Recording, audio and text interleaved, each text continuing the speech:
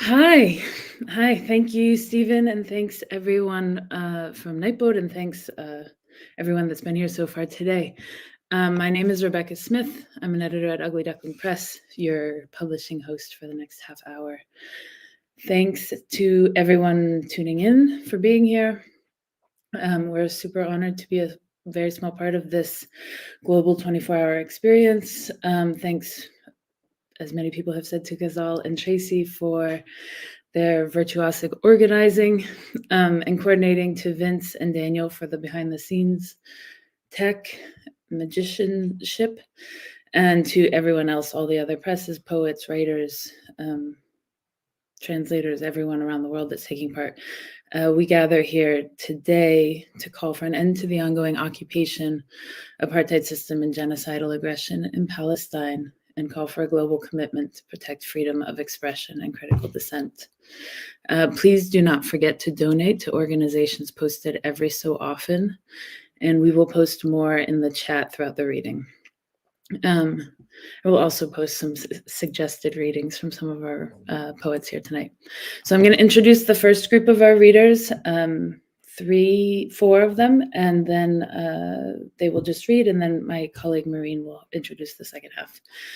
The first reader will be Mona Kareem, who is a stateless poet, translator, and scholar born in Kuwait and exiled in the United States. She is the author of 3 poetry collections and several translations. A selection of her poems was published last spring under the title I Will Not Fold These Maps, translated by Sarah El Kamel. Nicole Cecilia Delgado, is a poet, translator, and book artist, the founder of La Impresora, a poetry press and risograph print shop dedicated to small-scale editorial work and supporting independent publishing in Puerto Rico. And then we will have Winston Gonzalez and Urayoán Noel. Winston is a textual producer from Livingston, Guatemala. In addition to poetry, he's worked in the fields of dance, visual arts, music, and artistic action. Urayoán is a poet, translator, performer, and professor whose books include Transversal and Invisible Movement, Nuyorican Poetry from the 60s Islam, and who has translated several authors for UDP, including both Nicole and Winston. So please welcome Mona Kareem. Good morning, good afternoon, hello, marhaba, in all languages and regions. Thank you to everyone who co-organized this. I don't know what to say really, but it's not a sentimental thing to say that Palestine is setting the world free. I have been witnessing over the weeks all this power that we hold but did not realize, right? The city of Barcelona voted to cut ties with Israel, the city of Detroit, the city of Atlanta, demanding ceasefire complete, uplifting the siege. We are realizing that we have power and that, culture is political, it's not abstract, and we have ways to do this, including the cultural boycott, right? What is happening in Palestine, it's not only a genocide, but it's also a practice of imagination. How do we imagine liberation? How do we live it, even in these fractured moments? So I want to read first a poem I wrote in Arabic. Most of my poems I write in Arabic, called Shireen Abu Aqla. It's about the assassinated Palestinian journalist Shireen Abu Aqla, and I imagine her in this poem as a poem herself that sets people free, that sets them free from the narrative. Because I don't know if some of you remember when when her funeral happened, it was a moment, it was again another fractured moment in which people felt free, free to cry, free to walk, free to take over the space that has been occupied, continues to be. Okay. Shireen Abu Aqla. ألعق سبابتي لأقلب الصفحة هامدة لا تتحرك. كنا ننزل للتو التلة عبر طريق متعرجة تطل على وطن الله. عندما انطلقت الرصاصات طائشة قرب جدران قصيرة تتكئ عليها الصيحات. وقعت عيناي على الساردة التي أخبرتنا بصوت مطمئن أنها مواجهات بين الأخوة والأعداء. قالت: ابقوا معي، سأوافيكم بالخبر فور اتضاح الصورة. وبقيت معها في منتصف الفقرة قرب الشجرة بينما تتراكض الشخصيات في كل اتجاه بسرعة مجنونة، حتى أن أحدهم وجد نفسه في بداية الرواية، وأخرى في حاشية صفحة، وثالث سقط في الفراغ المظلم بين انتفاضتين. ضعنا في هوة الوقت، في وهم المسافة، فقدنا خيط الحكاية، تداخل السرد بالحوارات. كانت معنا الساردة العليمة كل هذه السنين تقف على مسافة متساوية من الجميع، تتسامر معهم حين ينام القراء، تلتقط تيارات الوعي، ترصد تطوراتهم الشخصية، محاولات الحب الفاشلة، الثواني القصيرة من الحرية، تتسلل عبر الإنفاق من جحيم دانتي. يحدث أحيانا أن يتمرد السارد، يكفر بجنس الرواية الذي يركض إلى الأمام بلا هوادة، إلى الأعلى، إلى ما لا نهاية. يقرر أن يقسم ظهر الملحمة بقصيدة، قصيدة تستظل بشجرة تطوف على الأكتاف، من الماء إلى الماء، قصيدة حرر الموت جسدها وحرر معها الأحياء. The second poem, although it's, based on a personal experience, I feel it's very timely. It's about return. Every year there is a day of return where Palestinians, even outside Palestine, would march, from Gaza, from Jordan, would march to the borders, in this literally, a literal performance of the return, right?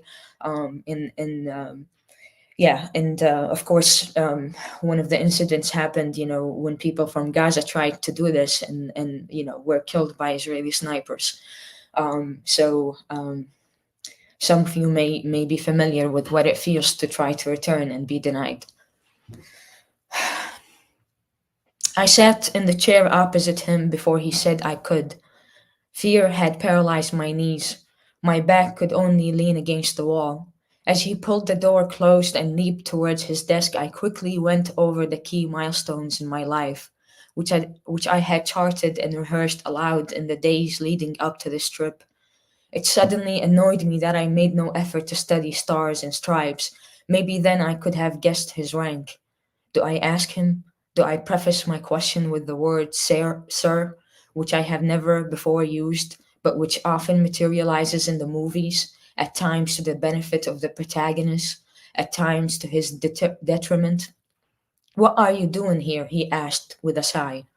I came here because I am from here, I said. How could you be from here when you do not live here? He asked. I am from here. I left 10 years ago, I said. That is impossible. No one has ever left this place, at least not as far as we know, he said. I swear to you, sir, that I departed from here on August 16, 2011. In fact, it was a few meters away from this office. It was during the former president's era, I said.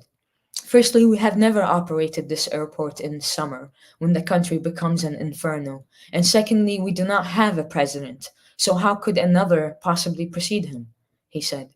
Please, there is no need for these games. You know very well which president I'm referring to. The same one who locked half the population behind the wall and left the second half stranded on the outside, I said. I have spent my entire life here and I have never seen a wall, he said. Well, it exists. The ancestors built it. It is the same wall that lets the Trojan horse in, I said, as my forefinger sketched a line in the air, stretching along the coast, before rising again to draw a full circle, only oddly shaped and jagged. If your destination is Troy, then you are in the wrong place, he said. I did not mean Troy literally. I meant it as a poetic epithet, I told him. Look, if you would like to enter, there is no objection, but I simply wish to explain to you that this airport only allows entry, he said. And where do I find the exit airport? I asked. We are still thinking about it, he said. The airport issue? I asked. We have yet to decide how to let people out and for what reason, he said.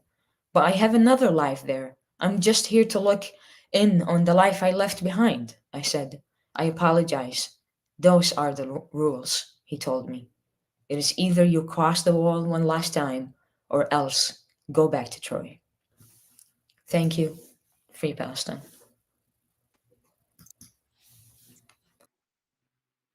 Hi, I want to echo Mona and Rebekah. Thank you for organizing this event and for believing in the power of poetry as a means of freedom. I want to tell a short story before reading the poem that I'm going to read. Almost 20 years ago, I was the new poetry editor of a community newspaper from El Barrio in New York. In my second week, I published a poem by a Palestinian author.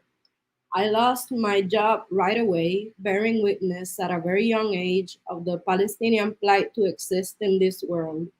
Today, I want to read a poem by the same writer, Paul Catafago. He is a Palestinian American spoken word artist and activist based in New Orleans. Remember Us by Paul Catafago. Please remember us. Remember, we were known for our generosity and our creativity. Remember, we valued song and poetry. Remember that our culture esteemed writers, teachers, and farmers. Remember, we did not idolize material or money.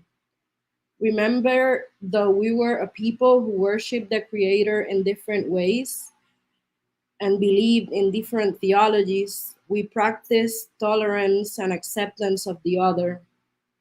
Remember, we were a people who valued friendship and family. And if you became our friend, you were a member of our family. Remember that in our houses there were 4 generations who lived. Remember, we were a people who honored both our elders and our children.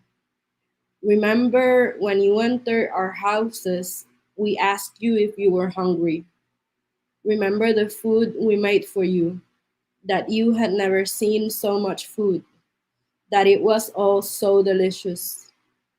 Remember that before we ate, regardless of our religion, we thanked the Creator, and we did the same after we finished eating. Remember our land, how we cherished and tended to it, understanding it as a gift of the Creator. Remember the orange groves and the pomegranate trees. Remember you helped harvest our olive trees in the fall. Remember, remember, remember our joy, our embroidery, our culture of poetry. Remember how much we loved life, how we regarded every day a blessing. Remember, remember, they will tell you lies about us now. They will have you judge us by the actions of a few. They will not tell you why some of us were rendered mad when our lands were stolen. They will say we are evil. They will say we are terrorists. Some will say we are not even human, not worthy of basic rights. They will kill our children and justify the killings. They will do horrific things to us and never be held accountable. And you will become weary. But remember, remember who we are and where we come from. Remember our light, our generosity, and our love. Remember, remember our dignity. So in these difficult times, as we are in deep grief, mourning the deaths of more than 14,000 of our people, more than 5,000 children, stand with us, grieve with us, then struggle for justice with us. Read our poems, eat our foods, wear clothes with our embroidery. Bear witness to who you know us to be. Remember how, when you came and stayed with us, we laughed so much. Remember how alive you felt. So remember all of that. And do not pity us now. Just stand with us and remember who we were and who we will always be. Remember our strength and our resolve. Remember we taught you a word in Arabic that is particular to our people, sumud, which means steadfastness. Remember our sumud, how steadfast we are. Remember when you left us, we told you to come back, to return. Remember, remember, we too shall return. Remember, remember, we shall return. Thank you.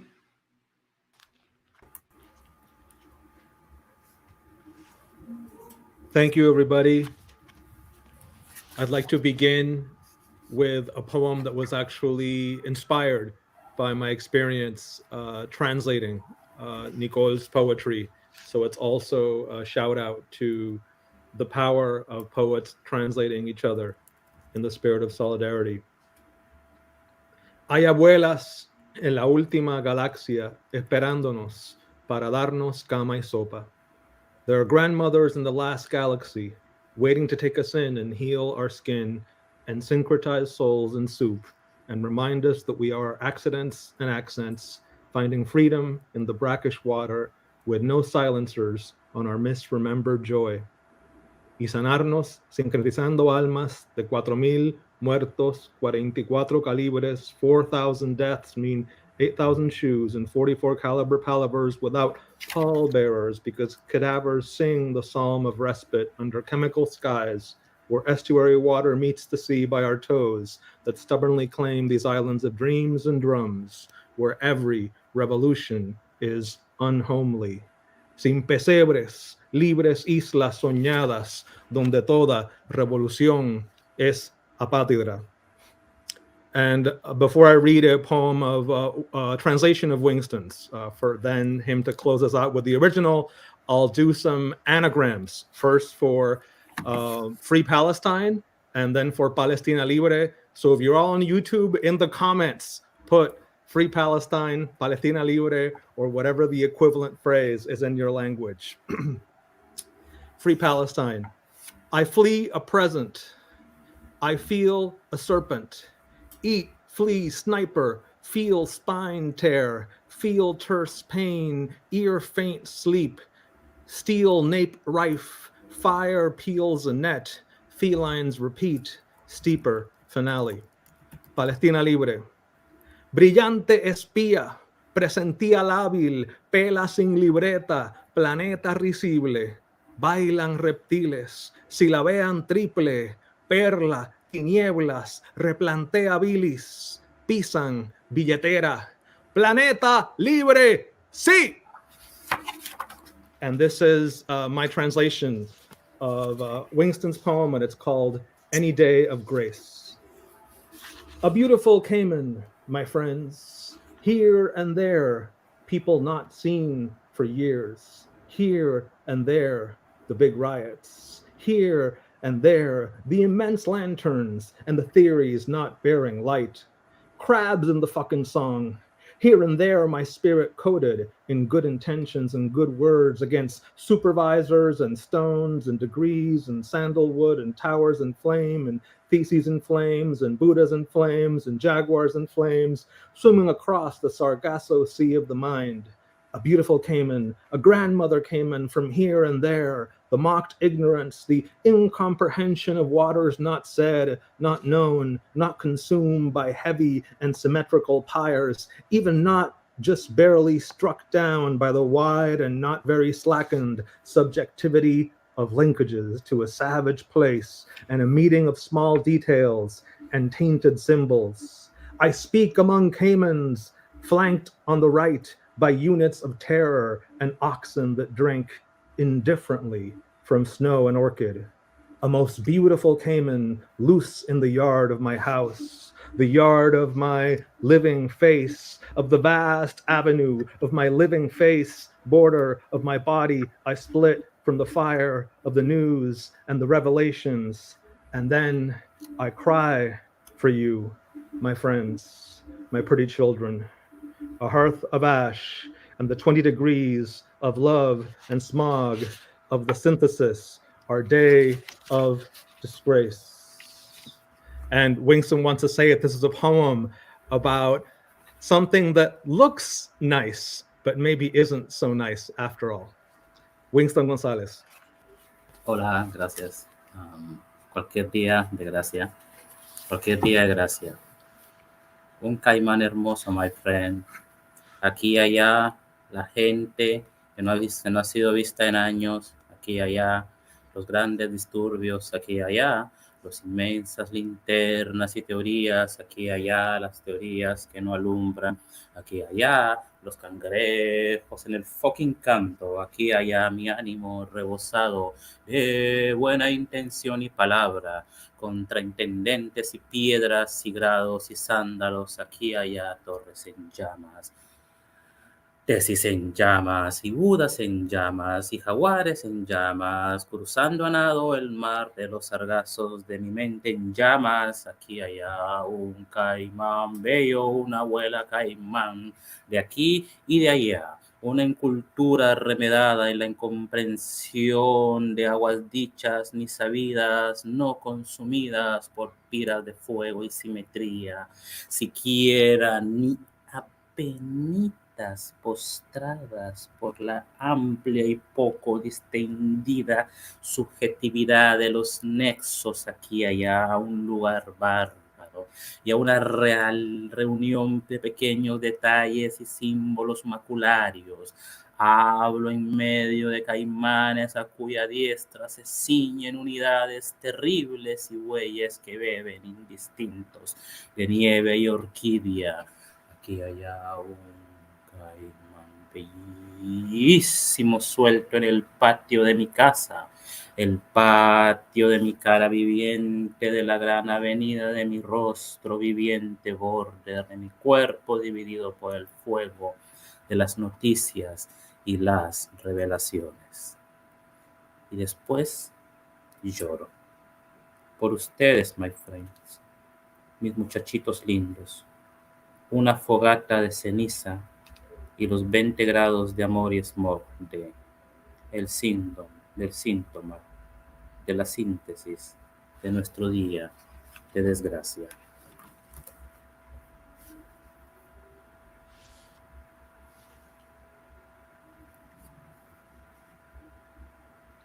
Hi, everyone. My name is Mirene Cornuet, and I am a member of the Ugly Duckling Presse collective. It's an honor to be part of this 24-hour international reading for freedom of expression and in solidarity with Palestine, where we uphold together the vision of a free Palestine and of safety for all, now and onwards. Before I announce the next two and final readers from the UDP segment, I'd like to invite those who are able, especially here in the West, to donate to aid organizations working on the ground in Gaza. There are links being posted in the chat. Please consider helping out if you can. I also wanted to mention that some collective members have put together a zine of poems by poets from Palestine and the diaspora, and this zine is available for free in Berlin, New York City, upstate New York, and Chile now and over the next few weeks. If you would like some, please take a look at the chat. We're going to paste some information on how to get those. So next, we will hear from Rachel Levitsky, who was born of a profoundly silenced Shoah lineage through her mother, who was born in Krefeld, Germany in 1936. Levitsky wrote the UDP book Neighbor around 2009, and it was republished with additions in 2020. And then finally, we'll hear from Mirene Arsanios. Arsanios is a writer and a teacher based in New York. So now, Rachel, thank you.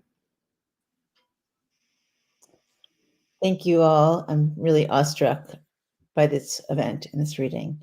And thank you, Tracy and Ghazal and Mirene and Rebekah and UDP and all the readers. So I have a little something to say before my reading, just very briefly. I'm always very moved by Ralph Ellison and James Baldwin's clear and simple statements saying that to be US American is to be in the Black. And there is not one iota of United Statesianism that isn't fully Black.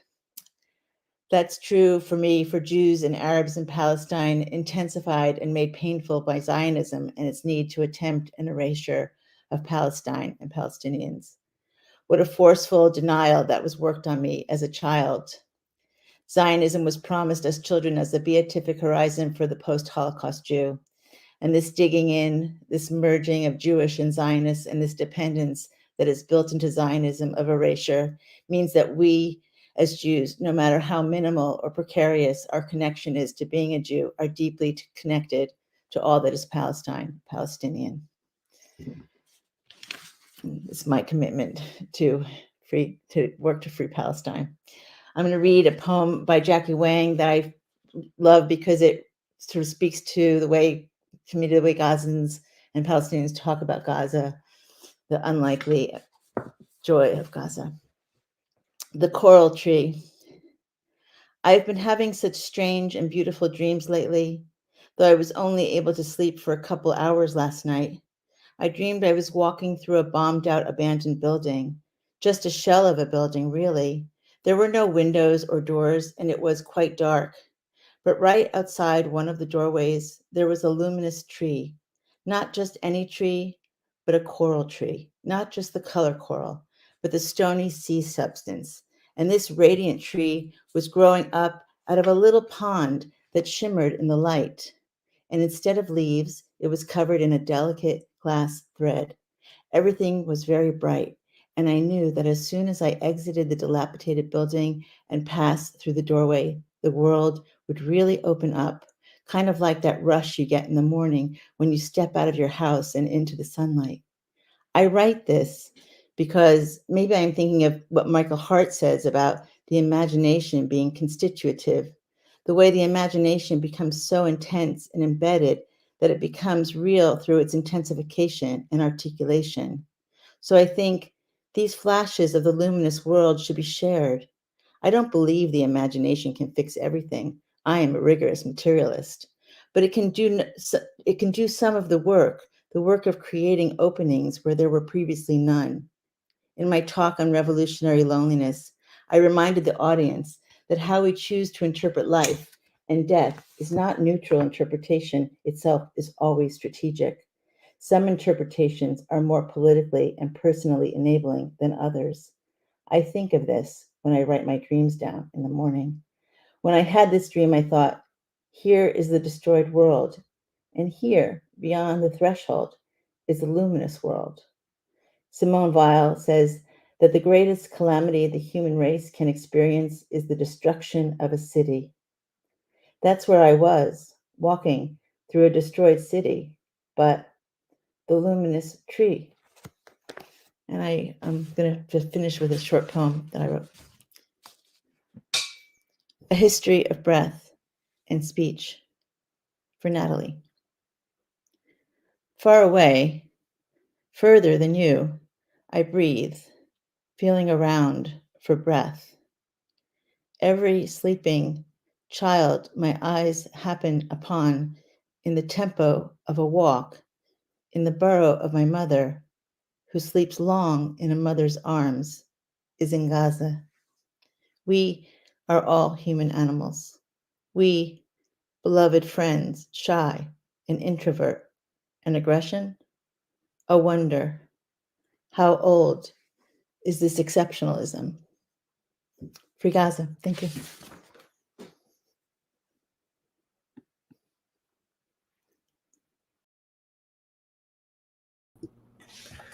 Hi, everyone.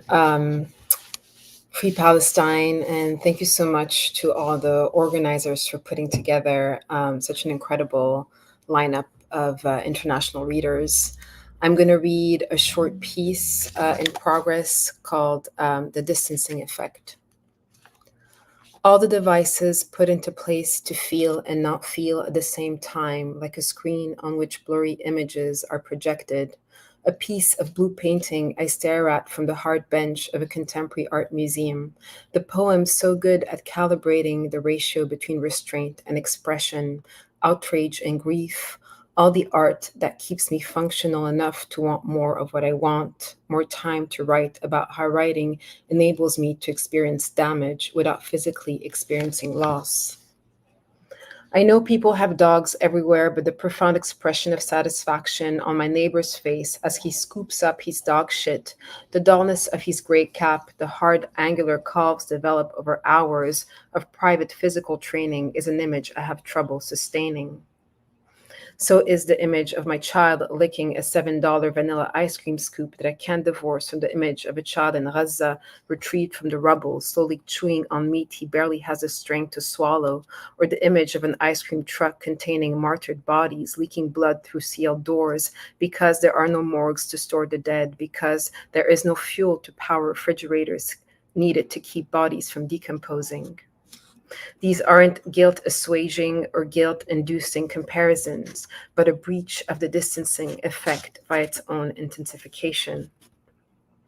When I see people in the streets of New York, arms tightly wrapped around overflowing grocery bags, racing like me to catch a train, I see an image of war.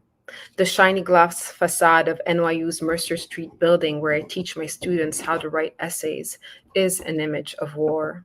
The farmer's market on Union Square selling 20 different types of mushroom is an image of war. At a faculty meeting, we cry together, then hug before we part. Someone says love is important, and I feel slightly nauseous.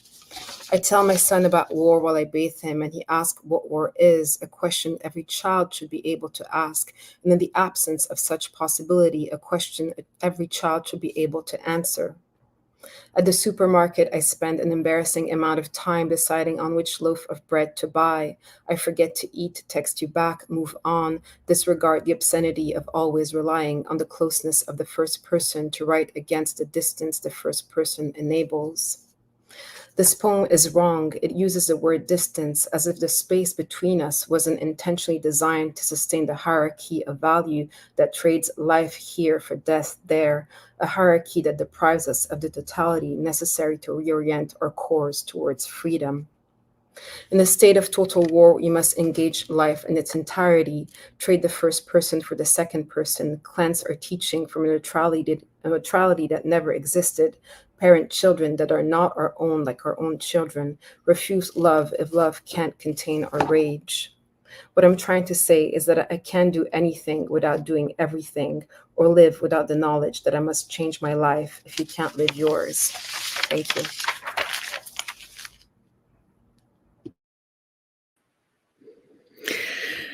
Thank you, everyone. That was incredible. Thank you, Mirene. Thank you, Rachel, Mona, Wingston, and Ura, and Nicole. And thank you, everyone, for listening. Free Palestine, ceasefire now. And now we will pass this over to our friends in the Bay Area. Tripwire and small press traffic, I believe.